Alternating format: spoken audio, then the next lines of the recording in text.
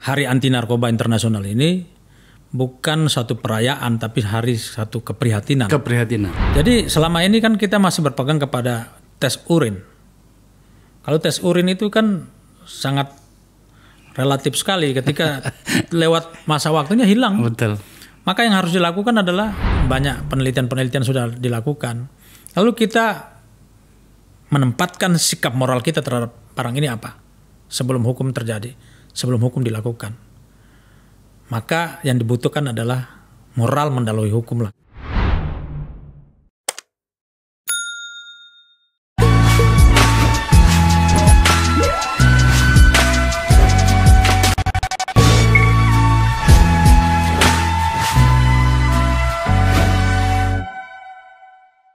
Sudah cukup lama problem dan atau isu atau perdebatan soal narkoba itu agak menjauh dari ruang publik. Saya tidak terlalu paham kenapa, mungkin karena terlalu banyak masalah yang lain. Tapi saya ingin mengepil kepada kita semuanya bahwa ternyata secara signifikan problem tentang narkoba itu ternyata membesar. Angka dari BNN secara resminya memang mengatakan bahwa hari ini ada sekitar 3,3 juta orang yang terpapar narkoba. Sebuah angka yang saya yakin kita bisa perdebatkan. Beberapa bulan yang lalu saya bersama dengan teman-teman dari BNN membuat acara di Sumatera Utara dan kemudian di situ saya terbelalak bahwa ternyata Sumatera Utara itu dalam kesimpulan saya telah berada dalam situasi yang sangat-sangat serius menyangkut narkoba. Dan memang ternyata Sumatera Utara adalah provinsi yang paling besar terpapar narkoba secara nasional. Kita akan membicarakan ini sekaligus untuk menyambut Hari Anti Narkoba Internasional yang akan jatuh pada tanggal 26 Juni. Dan di Indonesia itu akan dipusatkan di Pekanbaru dan saya dengar Presiden akan hadir di sana. Itu masalah utama yang akan saya bahas. Dan yang kedua itu ada isu yang ternyata luar biasa. Menyangkut dengan sebuah jenis tanaman bernama kratom.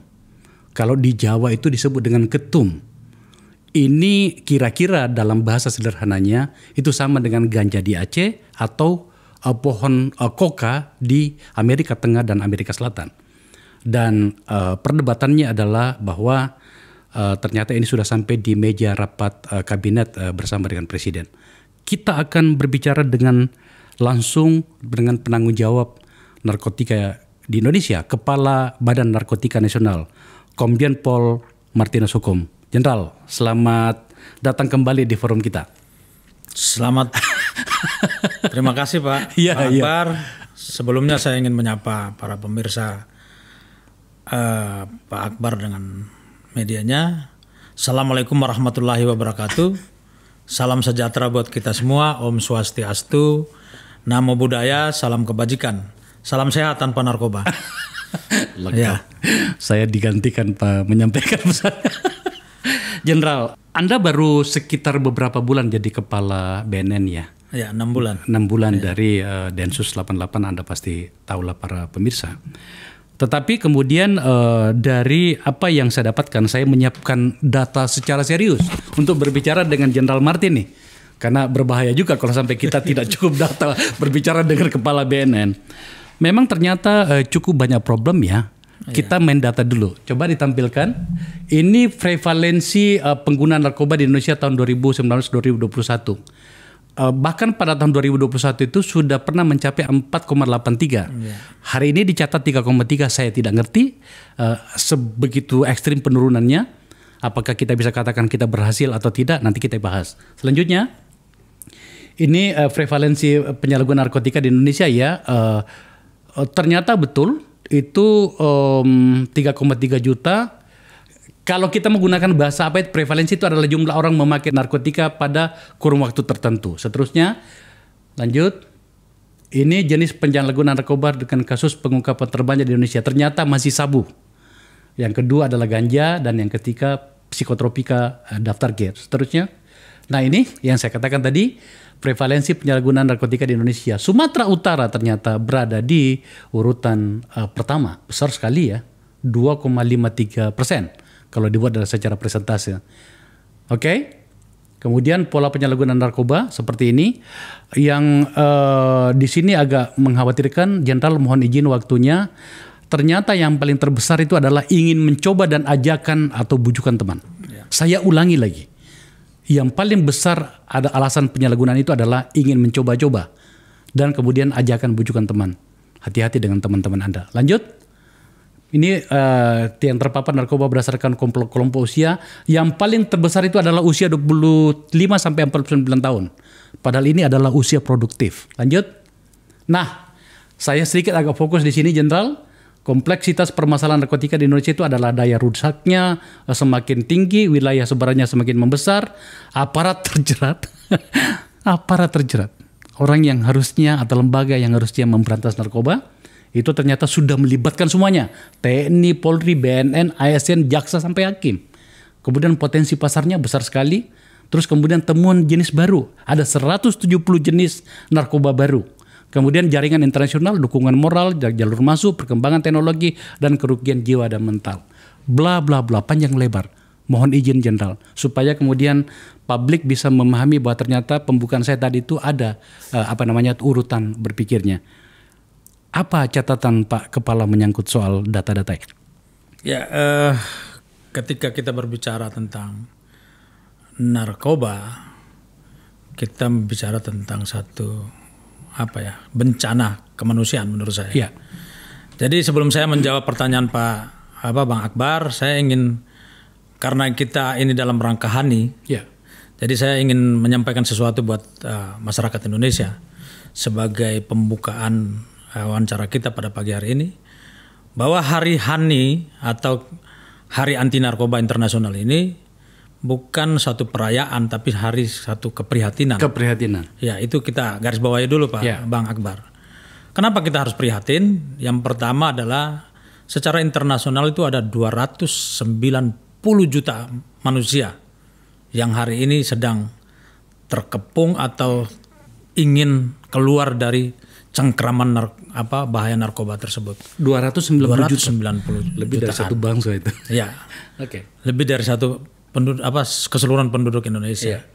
Di Indonesia sendiri prevalensi kita seperti Bang Akbar sampaikan tadi 3,33 juta manusia.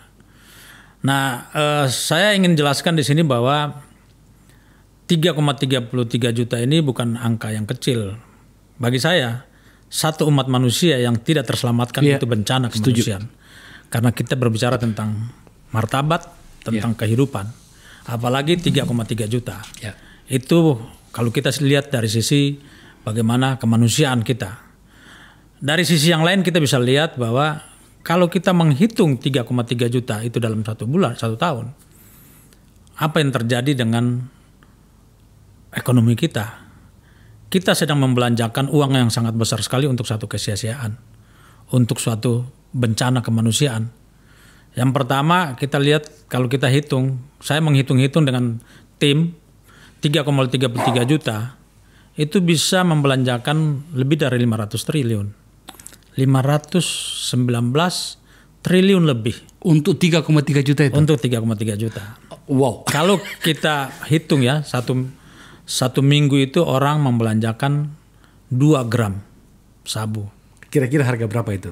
Itu 1,5 sampai 2 juta. Oh, okay. Kali 3,3 juta. Dan dikalikan selama satu tahun. Nah, artinya kita kehilangan uang yang dibelanjakan kesia-siaan tanpa ada pungutan pajak. Itu Pak. Lalu yang berikutnya, siapa yang menjadi korban di sini? Ya generasi muda kita.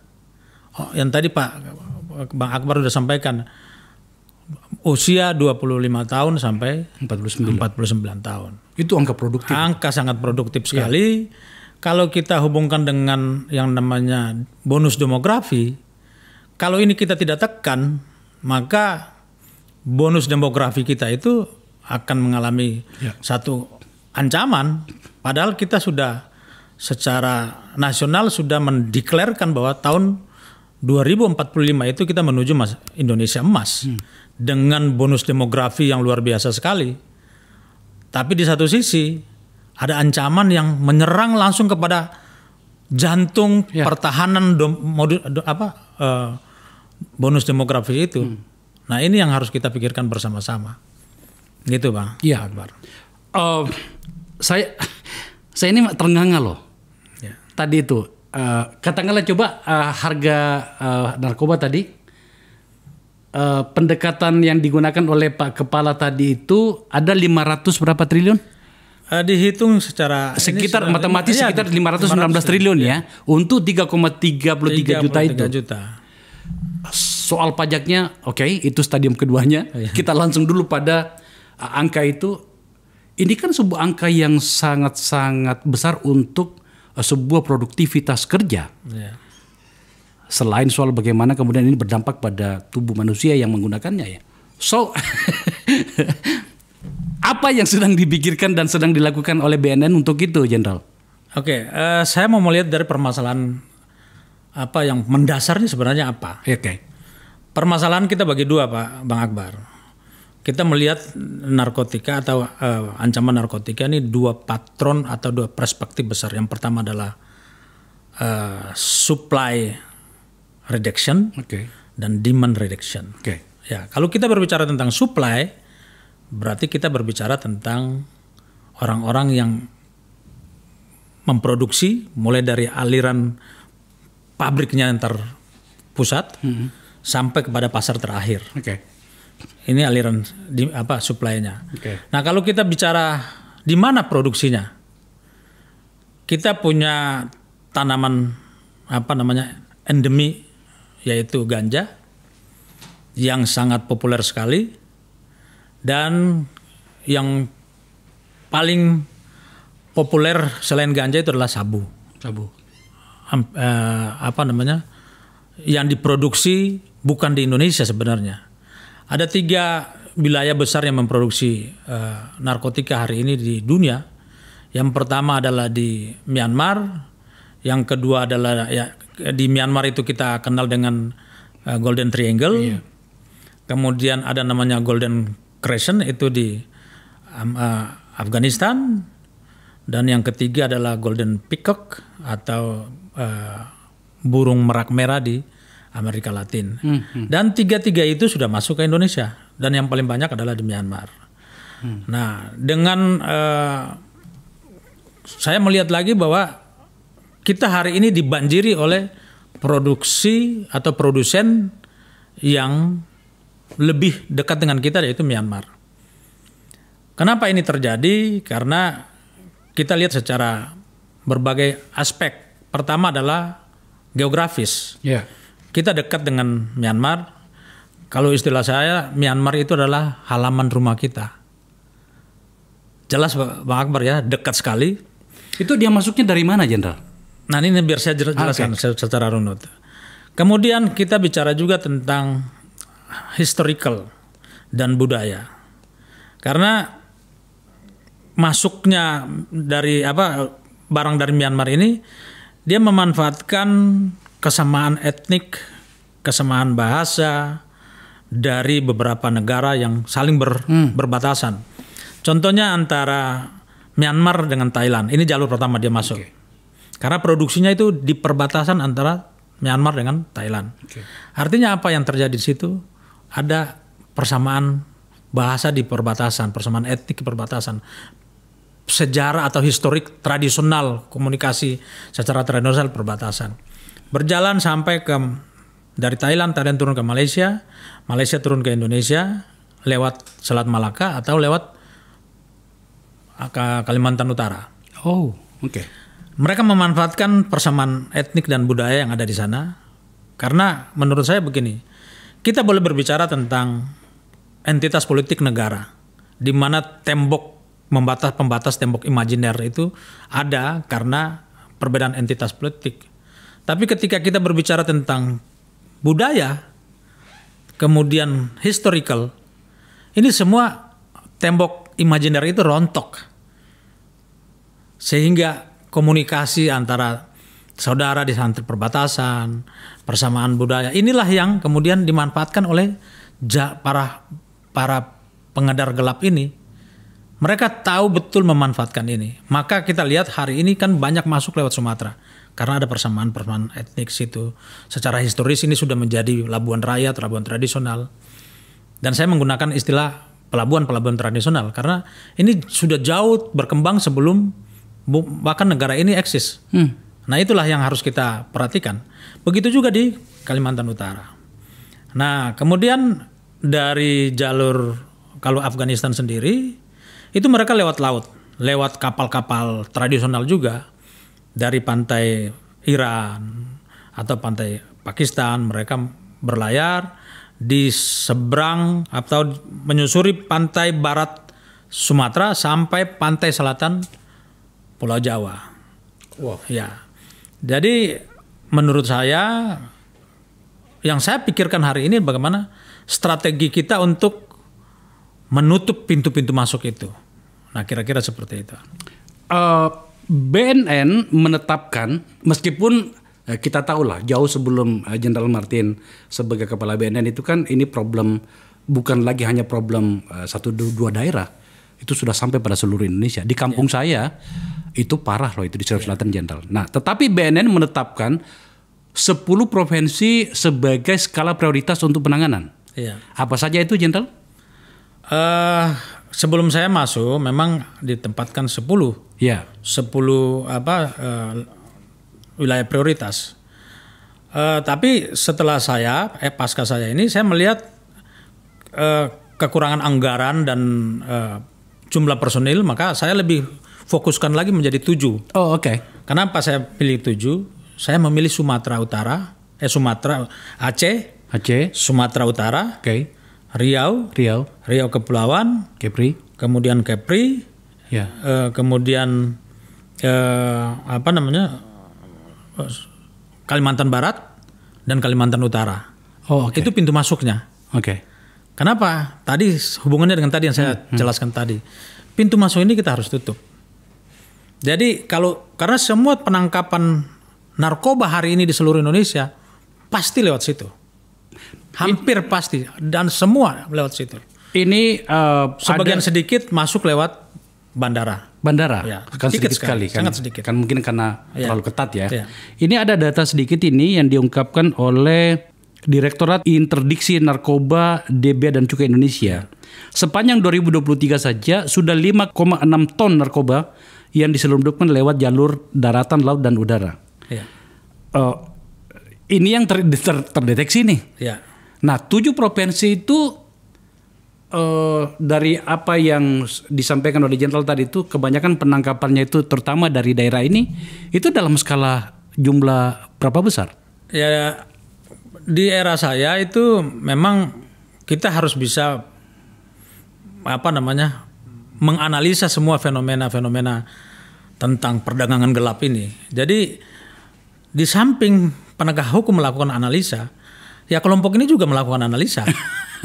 Jadi bagaimana tangkapan besar-besar itu kita berhasil menangkap, bagi mereka ini kan satu kerugian besar.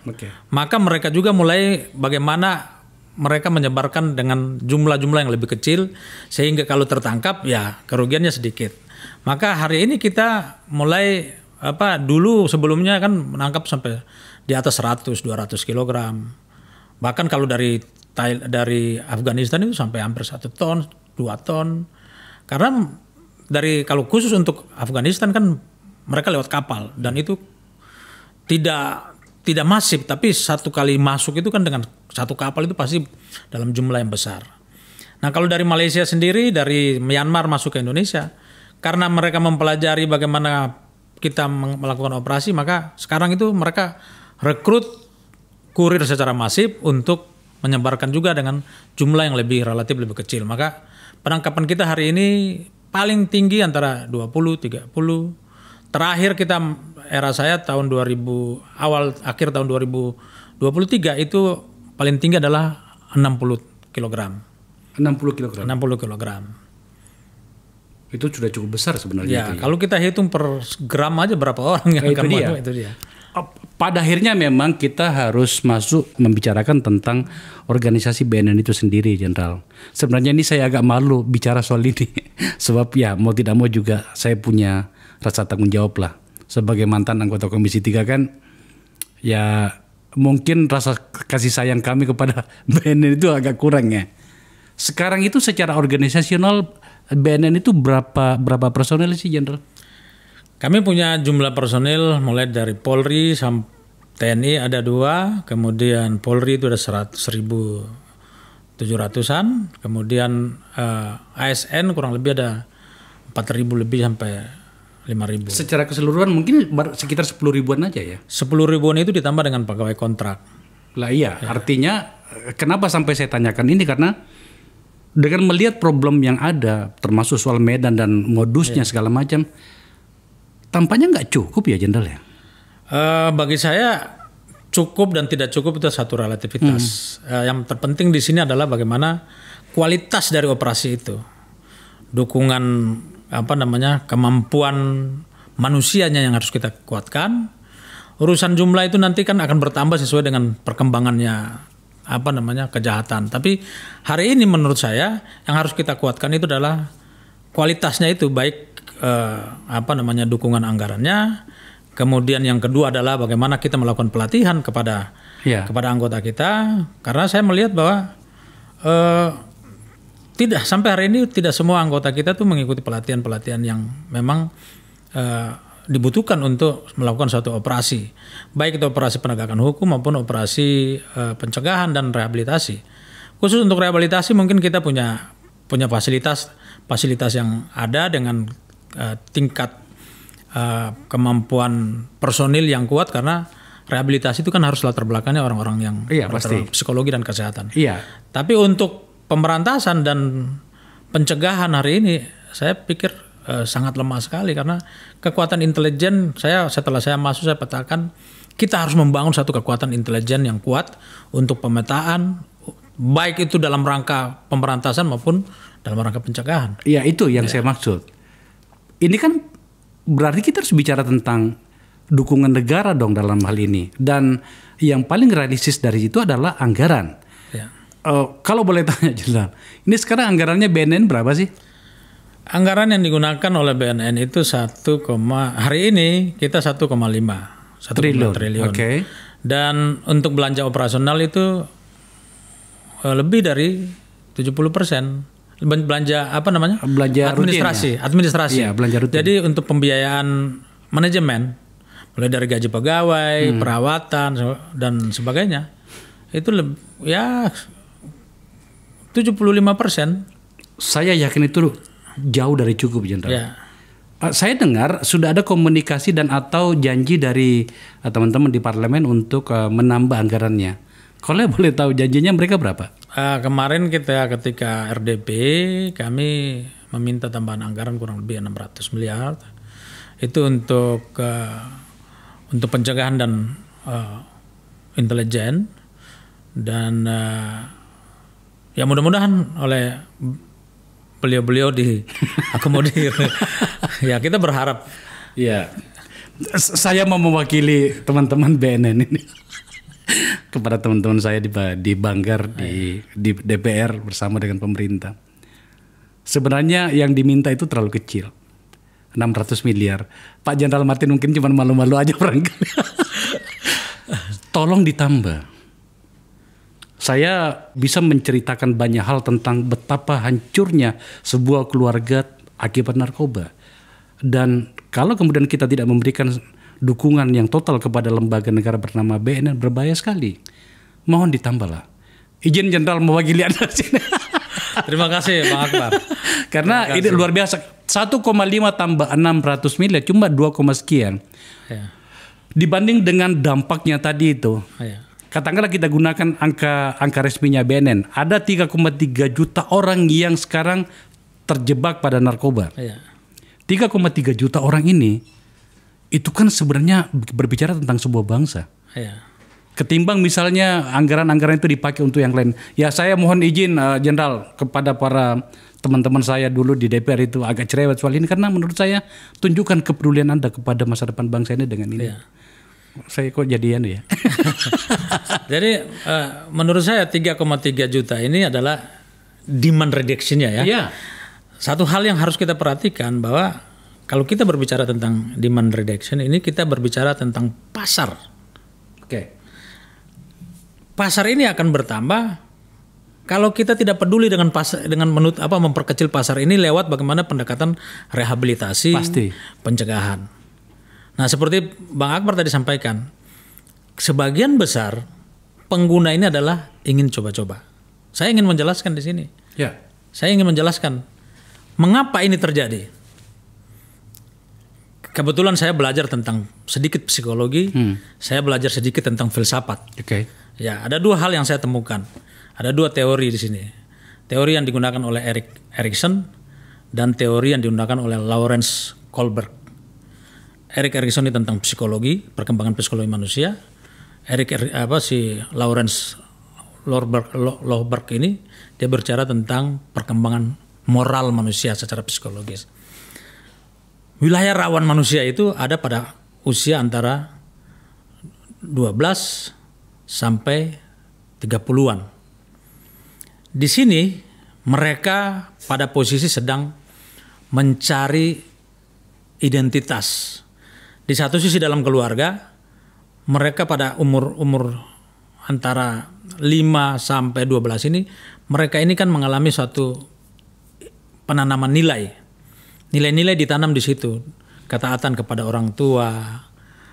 Mereka akan baik buruknya mereka itu akan terjadi dilakukan kalau mereka melakukan hal yang baik dan buruk tergantung kepada punishment dan reward yang diberikan oleh orang tua. Oke.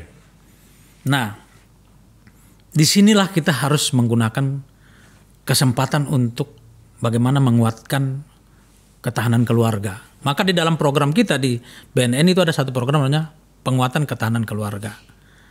Nah, ini kita harus ada dalam ruang ini bersama-sama dengan semua elemen yang bertanggung jawab dalam pembinaan keluarga. Mulai dari Kementerian PMK ya, untuk kesejahteraan. Ya, Kementerian Sosial dan Kementerian Sosial, ya. Kemudian pendidikan. Nah, yang kedua, ketika di satu sisi kita sedang menguatkan pendidikan keluarga, ada satu lingkungan lagi yang mempersiapkan ketika anak ini akan mulai keluar dari lingkup orang tua. Karena perkembangan moralnya seperti itu. Dia akan berkembang lebih luas lagi kepada komunitas yang lebih besar. Komunitas yang bersifat teman akrab maupun komunitas yang bersifat lebih luas lagi sebagai suatu komunitas bangsa, komunitas negara. Ini kita juga harus siapkan. Di mana kita siapkan? Di ruang-ruang pendidikan. SMP, SMA, mahasiswa. Dan ini dua pilar ini yang harus kita kuatkan supaya menghilangkan tadi itu keinginan untuk coba-coba tadi. Karena menurut teori anak ini dia akan mengikuti kelompoknya, mengikuti supaya kelompoknya itu senang sama dia. Komunitasnya ya. Ya. Oke. Kalau di dalam keluarga dia akan menyenangkan orang tuanya. Tapi kalau di luar dia akan mengikuti nilai baru yang ada di dalam komunitasnya sekitarnya, dia. Orang sekitarnya. Nah, ketika dia masuk dalam suatu komunitas yang nilainya adalah nilai yang merusak moralnya, ini yang bahaya. Maka kita juga harus siapkan komunitas baru ini, pendidikan, komunitas masyarakat, supaya dia masuk di lingkungan yang benar. Pasti itu Jenderal, saya setuju banget. Apalagi kalau kemudian ternyata komunitasnya itu adalah komunitas yang tak punya kegiatan lain, alias pengangguran, maka sempurnalah situasi itu. Mereka kan pasti terseret ke situ. Maka sebenarnya Jenderal yang sedang kita bahas ini adalah sebuah situasi di mana ini berbicara tentang masa depan bangsa. Dan mau tidak mau negara harus bersikap di sini. Saya ulangi sekali lagi, negara harus bersikap. Setidaknya dukungan penganggaran. Dalam bahasa pasar, apa sih artinya 5-6 triliun dibanding bagaimana masa depan bangsa kita rancang di sini? Lebih jauh lagi saya ingin mengatakan penderitaan baru terasa kalau kemudian ternyata ada anggota keluarga kita yang terkena seperti itu.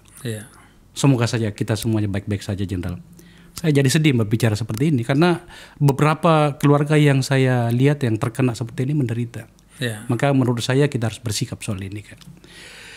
Sambil berbicara soal itu, maka kemudian tentu saja saya harus pengen tahu tentang dukungan lembaga negara yang lain, Jenderal, menyangkut dengan pemberantasan dan atau pengelolaan narkoba ini agar kemudian kita tidak terdampak secara serius sebagai sebuah bangsa.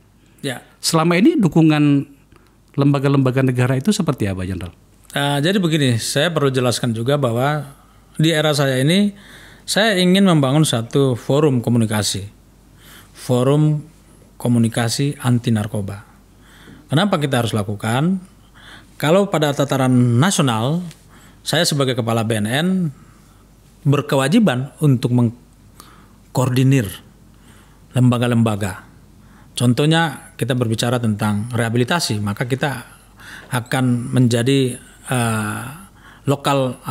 focal point dari program rehabilitasi, mengkoordinir Kementerian Kesehatan yang melaksanakan tugas-tugas rehabilitasi, Kementerian Sosial, kemudian mengkoordinir juga lembaga-lembaga non pemerintahan yang juga punya keinginan untuk melakukan program-program rehabilitasi.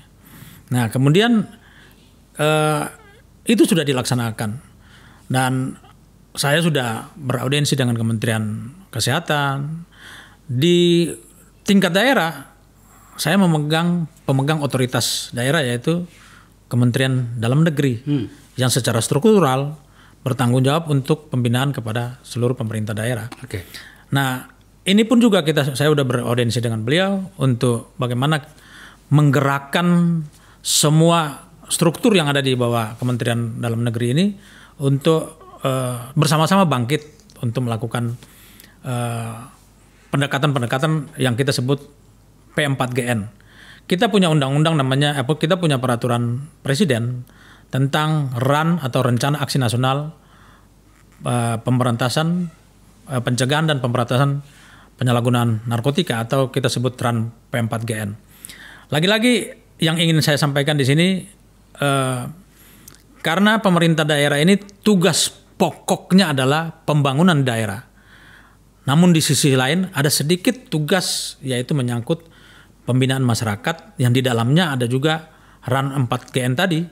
Sehingga BNN pada tingkat level daerah harus melaksanakan fungsi koordinatif untuk membangun kesadaran para pemilik otoritas di daerah ini.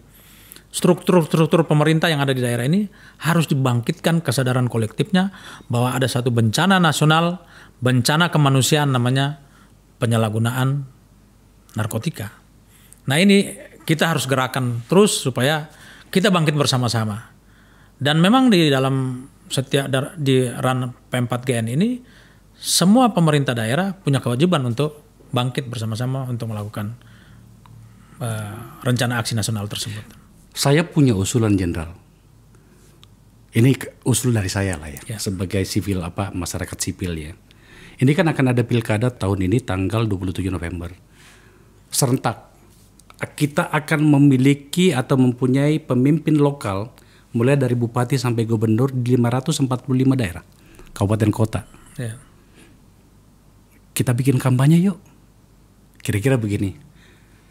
Jangan pilih gubernur atau bupati yang tidak memprogramkan pemberantasan narkoba.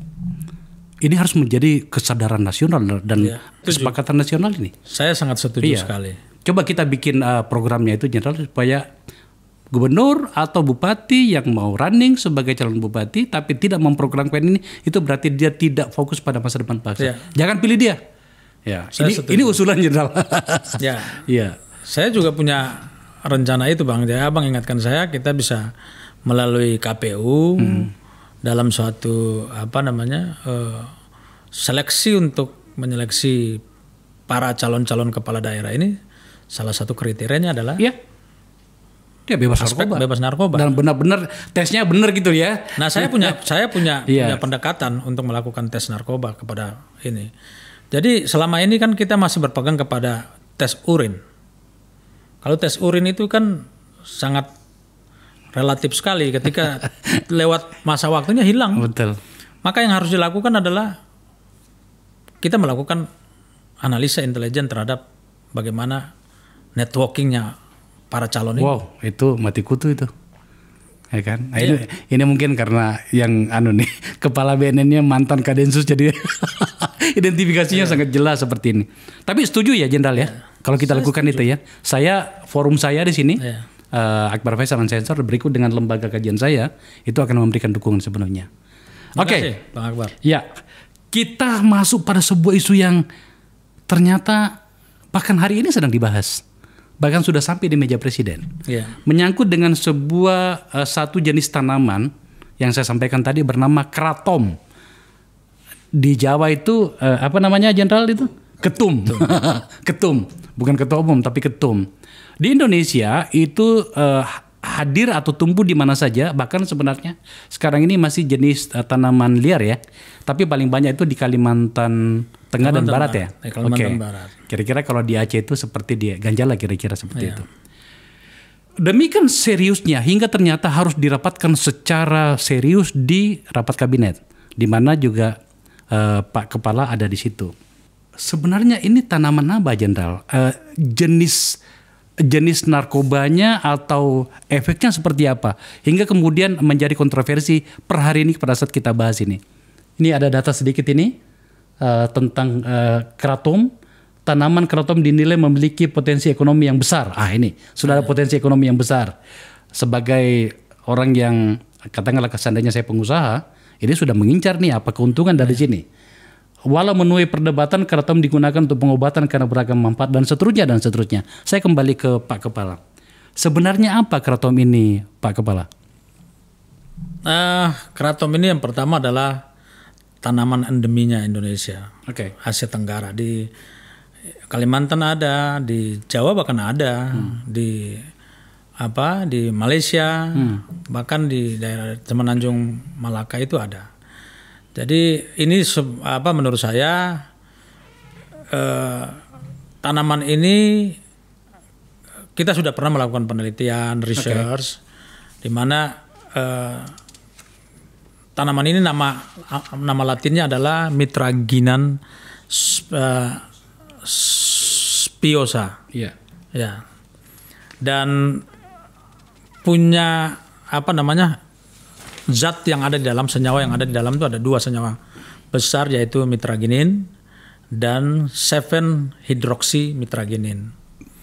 Dalam penelitian di beberapa tempat, baik di luar negeri, kami sendiri melakukannya, bahwa yang paling berbahaya itu namanya 7-hydroxymitraginin, yang kekuatannya hampir sama dengan opium. Kalau sama dengan opium. Ya, kalau diekstrak, itu hasil penelitiannya ada. Maka kemarin dalam rapat dengan presiden perintahkan memang untuk melakukan penelitian ulang, dan saya mendukung itu untuk melakukan penelitian ulang. Urusan masalahnya apakah ini mempunyai nilai ekonomi tambah atau ada nilai tambah untuk masyarakat, nanti kita akan bahas kalau memang penelitiannya itu sudah selesai. Tapi kan penelitiannya belum selesai. Menurut saya belum selesai karena fenomena ini kan menjadi perdebatan bukan hanya Indonesia tapi perdebatan dunia. Kalau kita lihat dari UNODC, kemudian WHO menempatkan mereka sebagai barang yang dibawa, ya, istilah UNODC adalah under surveillance. Kalau di DAA itu menggunakan istilah drug of concern. Jadi membutuhkan perhatian khusus. Kira-kira seperti itu. Kalau dibuat dalam bahasa awam, Jenderal, benar nggak kalau berpikirannya seperti ini? Kratom itu sebenarnya sama dengan perilaku berikut dengan efeknya dengan ganja di Aceh misalnya, atau pohon kola di Amerika Tengah, di mana kemudian itu efek yang tadi sudah disebutkan bisa menggantikan peran narkoba jenis lain, itu juga ada di dalam kratom itu, seperti itu ya? Ya itu tadi yang saya bilang tadi, ketika banyak penelitian kan menjelaskan bahwa 7-hydroxymitraginin itu mempunyai efek yang hampir sama, mirip dengan itu. Ya saya serahkan kepada pemerintah kebijakan. Kita akan mengikuti apa kebijakan pemerintah ketika pemerintah melihat ini sebagai satu nilai ekonomi. Kita akan bisa bagaimana mengikuti kira-kira aturannya seperti apa kira-kira situ. Ya, karena gini, dari data yang ada di sini, Jenderal, saya yakin juga mungkin BNN sudah memegangnya, bahwa sebenarnya beberapa lembaga terkait itu telah bersikap sebenarnya. Kementerian Kesehatan bahkan sudah menyatakan itu, BPOM 2024 mengatakan kratom termasuk bahan yang dilarang digunakan dalam suplemen makanan. Ini sikap loh ini. Ini tahun 2004, malah sudah jauh sebelumnya. Kemudian Kementerian Kesehatan juga itu sudah mengatakan bahwa ini adalah jenis tanaman yang dibuat menjadi bahasanya menjadi lebih moderat, berisiko lah untuk kesehatan gitu kan. Apalagi kalau sudah diekstrak. Kalau masih dalam bentuk daun-daunan, misalnya di Aceh, ya kan ini yang kita pahami untuk menambah rasa misalnya di makanan atau di mie gitu ya. Itu masih bisa ditolerir gitu, katakanlah seperti itu. Tapi kalau sudah diekstrak itu sudah berbahaya. Nah, penelitiannya BNN mengatakan kalau sudah diekstrak itu sudah berbahaya. Artinya kita berharap sih negara bersikap di sini. Apa catatan Pak Jenderal?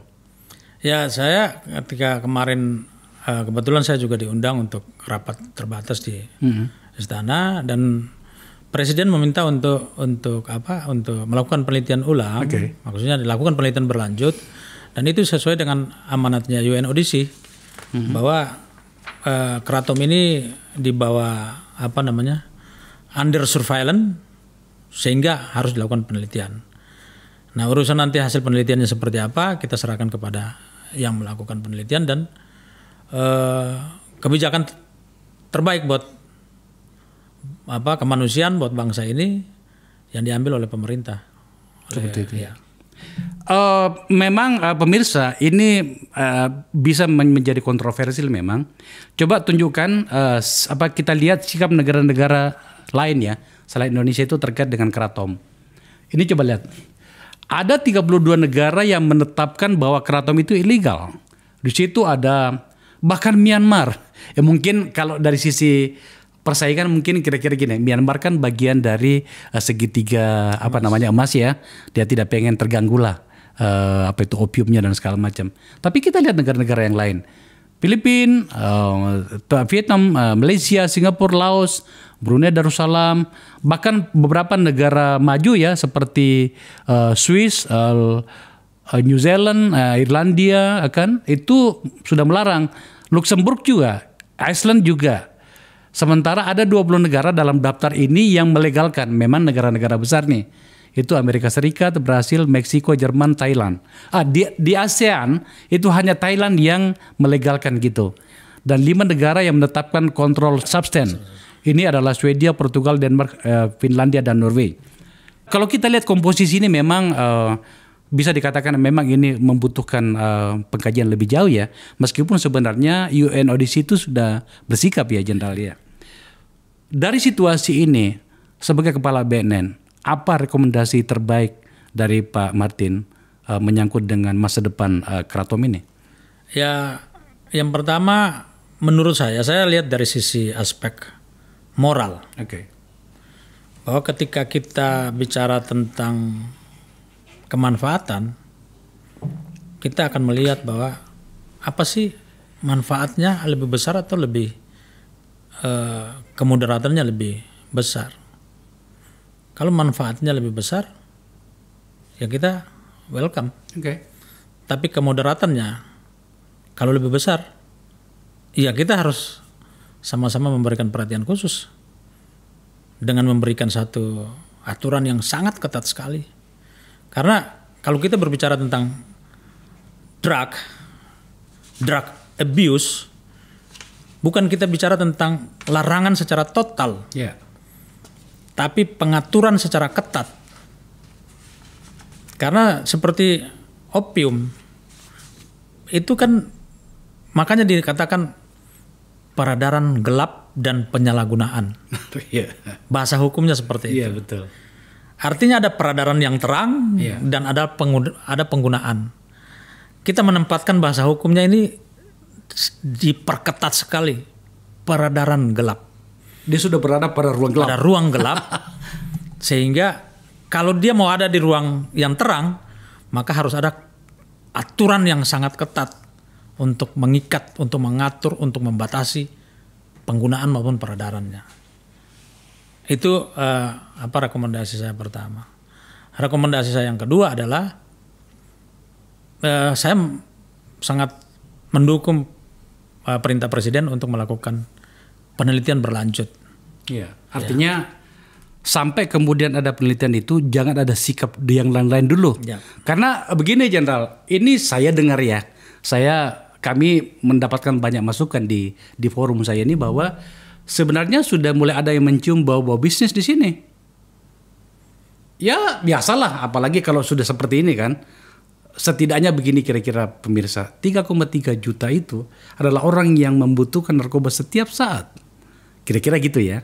Jadi kalau Kratom itu ternyata efeknya sama dengan itu, maka sudah ada pangsa pasar yang pasti nih. 3,3 juta dan itu uang besar. Tadi Pak Jenderal sudah menyebutkan ada 519 triliun untuk kebutuhan tadi yang 3,3 juta orang itu. Besar sekali. Kalau kemudian Kratom ini ternyata betul-betul itu menjadi sebuah industri karena negara tidak bersikap, wow, uang besar di sini. Kalau saya ulangi lagi, kalau saya pengusaha bisa mencium ini.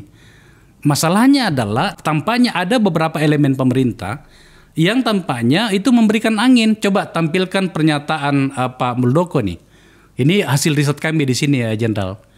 Kepala Staf Kepresidenan pada bagian bawah itu mengatakan Kratom bisa mengangkat pertumbuhan ekonomi, menjadikan Kratom sebagai komoditas ekspor sangat dimungkinkan untuk dilakukan. Jadi kita berada pada wilayah yang harus betul-betul kita sikapi dengan sangat detail dan jelas ini Jenderal. Di satu sisi ini bisa berdampak pada masa depan bangsa karena efeknya seperti narkoba. Di sisi lain ada efek pasar nih. Dan ini adalah keuntungan ekonomi. Saya sekali lagi tidak mengatakan bahwa Pak Muldoko mendukung ruang gelap itu. Kira-kira begitu pemahaman saya. Tetapi kalau kemudian ada sikap negara seperti ini yang diwakili oleh Pak Muldoko sebagai Kepala Staf Presiden, itu bisa orang mengatakan bahwa ternyata ada ruang yang bisa dimanfaatkan secara ekonomi di sini. Terus bagaimana dengan yang tadi, yang ruang gelap yang kita bahas itu tadi? Kami terbiasa membahas seperti ini di forum ini saya di Jenderal, agar kemudian pada saat ketika keputusan ini diambil, sikap kita jelas. Tadi Pak Kepala BNN sudah menjelaskan sikapnya dengan baik. So menurut saya, oke, ini adalah sebuah problem. Kita menunggu Jenderal bagaimana negara bersikap. Tetapi dalam situasi seperti itu, BNN akan memperlakukan seperti apa komoditas ini, Kratom ini. Ya pada prinsipnya begini, karena ini belum diatur, sama sekali belum diatur. BNN pada saat kemarin hasil penelitian kita, BNN kebetulan merupakan bagian dari komite nasional yang tugasnya adalah menempatkan barang-barang berbahaya itu dalam golongan-golongan kelas narkotika. Nah di dalam seperti tadi Bang Akbar juga udah punya data kan, data-data yang tentang bagaimana lembaga-lembaga bersikap terhadap ini. Maka dalam hal ini BNN sebagai penegak hukum, saya tidak akan menyinggung masalah ekonomi. Itu kan masalah karena saya bukan orang bisnis, tapi saya orang penegak hukum. Jadi saya akan melihat dari sisi penegakan hukumnya. Kalau hukumnya ada, ya kita laksanakan. Kalau hukumnya tidak ada dan harus diatur, ya kita minta diatur. Dan kita menunggu kalau itu sudah terjadi, maka kita akan melakukan penegakan hukum sesuai dengan permintaan masyarakat, bagaimana barang ini diatur secara hukum. Jadi di sini BNN hanya bersifat memberikan masukan sesuai dengan hasil riset, sesuai dengan koordinasi kita lintas negara, dengan melihat lembaga-lembaga internasional seperti UNODC, WHO dan lain-lain, lalu kita memberikan masukan kepada pemerintah. Masalahnya kan begini Jenderal, jika kemudian negara terlalu lamban bersikap, pada saat yang bersamaan, ini kan biasanya orang-orang bisnis itu kreatif. Itu mungkin 1 langkah 2 langkah sudah lebih maju. Katakanlah misalnya mendirikan sebuah pabrik untuk mengekstrak dari itu. Lah itu kerusakan sudah timbul loh, sementara negara belum bersikap. Kira-kira menurut Pak Kepala, baiknya secepat apa keputusan negara menyangkut dengan komoditas yang untuk sementara di meja saya ini saya berkesimpulan ini berbahaya? Ya kita kembalikan lagi pada hasil penelitian Pak. Tapi menurut saya begini, saya BNN dan negara ini selalu kebanjiran namanya new psychotropic substances. Ya. Itu belum diatur pun dia udah masuk barang itu. Tadi disebutkan ada 170 jenis ya. Oke. Ya, jadi ketika kita berbicara tentang hal yang baru masuk, sebenarnya kita berbicara tentang sesuatu yang mendalui hukum. Iya. Barang kejahatan biasa selalu merubah modus dan dia mendalui hukum. Tapi yang terpenting di sini adalah sikap moral kita terhadap barang ini. Sejak awal apakah kita mau apain? Kalau kita tahu memang itu barang berbahaya, ya kita mencoba menjaga jarak dari itu. Tapi kalau kita menganggap itu bahwa ini adalah barang biasa saja, ya kita akan mendekati itu. Jadi menurut saya sih kita sudah membuka banyak. Kita punya dunia ini sekarang terbuka dengan berbagai macam sumber-sumber informasi. Kita carilah di media sosial, membandingkan berbagai macam penelitian. Ya. Ada kok banyak penelitian sudah dilakukan. Lalu kita menempatkan sikap moral kita terhadap barang ini apa? Sebelum hukum terjadi, sebelum hukum dilakukan. Maka yang dibutuhkan adalah moral mendalui hukum lah, kira-kira seperti itu. Oh, catatan bagus. Kita lebih dahulukan pendekatan moralnya sebelum negara bersikap secara resmi. Jenderal Martinus Hukum, terima kasih. Berbicara banyak di kita. Ini kedua kalinya beliau ini di sini. Yang pertama itu ketika sebagai Kadensus dan kemudian sekarang sebagai Kepala BNN. Selalu dapat tugas yang sekali lagi Jenderal, terima kasih. Terima kasih. Ya, selamat dan sukses untuk teman-teman di BNN. Akhir-akhir ini memang saya agak dekat dengan teman-teman di BNN. Saya akan memberikan dukungan sepenuhnya sebab sejujurnya inilah ancaman yang sebenarnya. Baik, pemirsa, ada 3 poin yang saya simpulkan dari diskusi ini. Yang pertama adalah negara harus bersikap.